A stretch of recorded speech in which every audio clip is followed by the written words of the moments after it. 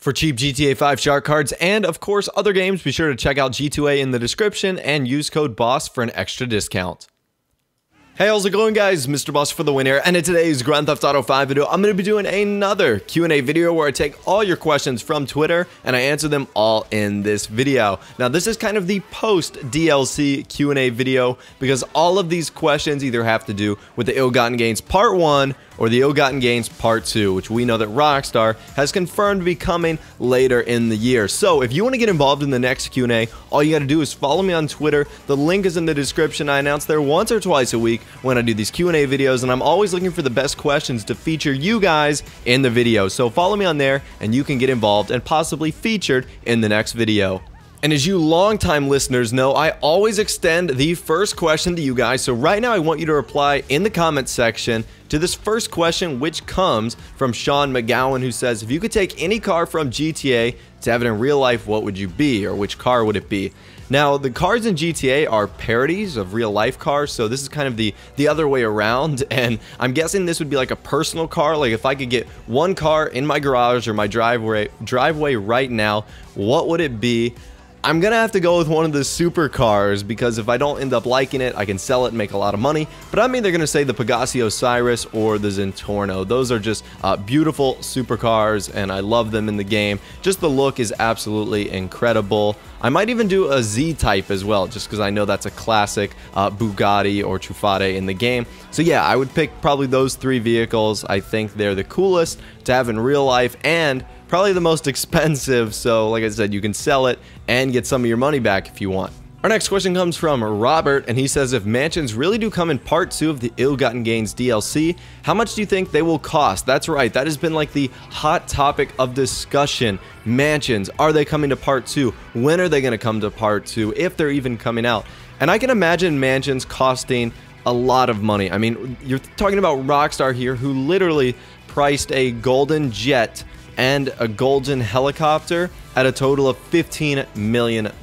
So if you think that those two vehicles alone are $15 million, I could easily see mansions being $5 million, $7 million, maybe even the higher end ones $10 million. On the low end, I would definitely expect no less than like $1 or $2 million. So yeah, I can definitely see them being very expensive. So the Ill-Gotten Gains DLC is right around the corner, I'm guessing, within the summer.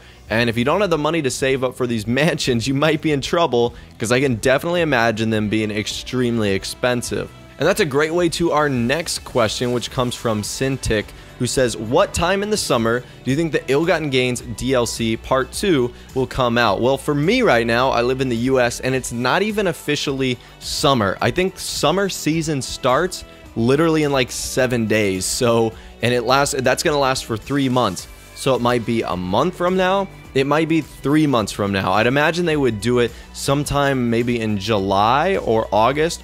Who really knows? Hopefully sooner than later. I really like when Rockstar update their game pretty frequently. I hate when they go like 3 months without an update, because there's this lull in the middle where Grand Theft Auto Online is really dead, and that's super unfortunate. So I like when they do like a month and a half between each DLC, because it gives us time to enjoy the content that they just released, and in the case of the Ill-Gotten Gains DLC, earn our money back so that we can be prepared for the next update that's going to come out. But hopefully it's not 3 months, because that is just a way too long of a time between updates. Rally2863 says, what do you think of the prices for the Ill-Gotten Gains Part 2, and what do you think they're going to be? I hope that they're a lot cheaper or less expensive than the prices of Part 1, because honestly, I'm not going to have any money, and I'm going to have to buy some shark cards, and I don't want to do that. So yeah, I hope they're not as expensive, but it is the Ill-Gotten Gains Part 2. It's the high roller theme. So if it keeps up with Part 1, I can imagine things still being fairly expensive, which is unfortunate in a way, but I can understand the theme. It would be better if something cool came out, like I said, like mansions or the casino. That might make up for it, but yeah, hopefully it's not expensive, although I expect it to be fairly expensive. Our next question comes from Kevin, and he says, what kind of car or vehicle do you want to see in the Ill-Gotten Gains DLC Part 2?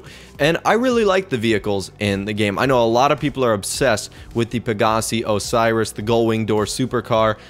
Almost everyone has a positive opinion about it in terms of its performance and its look. The only drawback would definitely be the price. I think it's $2 million, so it is kind of expensive. I'd like to see a few more supercars. There weren't any sports cars in the update, so I definitely like to see that. And maybe just some other unique cars. Like I thought the Anus Windsor was very unique because it had those special liveries on there.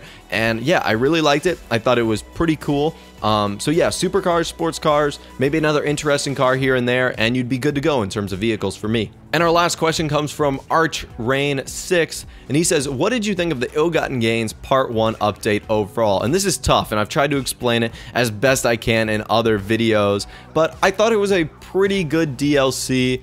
Other than the price, it was way too expensive. Now, a lot of people are going to be like, what are you talking about? It didn't cost any real life money. That's true. The update itself was free, but the content inside of the DLC was enormously expensive. Like I said, if you wanted to buy everything, it was going to cost you $20 million, $20 to $24 million in GTA money, which if you had no money whatsoever and had to buy all of that on shark cards, that would have been $200 to $300 of your real life money, which is like 6 to 7 times the value of GTA 5. So ridiculously overpriced in terms of my opinion, but the content was really cool. I like the clothing, I like the new weapon skins, the vehicles. The update itself was pretty exciting. So yes, it was just way overpriced, but I did like what was inside of it. Anyways, that's all the questions that I'm going to be answering today. Hopefully you guys did enjoy, and once again, if you want to get involved in the next one and ask me some questions, be sure to follow me on Twitter. Like I said, I announce there once or twice a week when I'm doing these sort of things. If you guys did go on to enjoy the video, a like rating would be awesome, so punch that thumbs up button. That would be amazing. And of course, subscribe to my YouTube channel if you are new. You like daily Grand Theft Auto 5 videos like this. With out of the way, guys, like I said, thanks for watching. Take care, and I'll see you guys in the next video.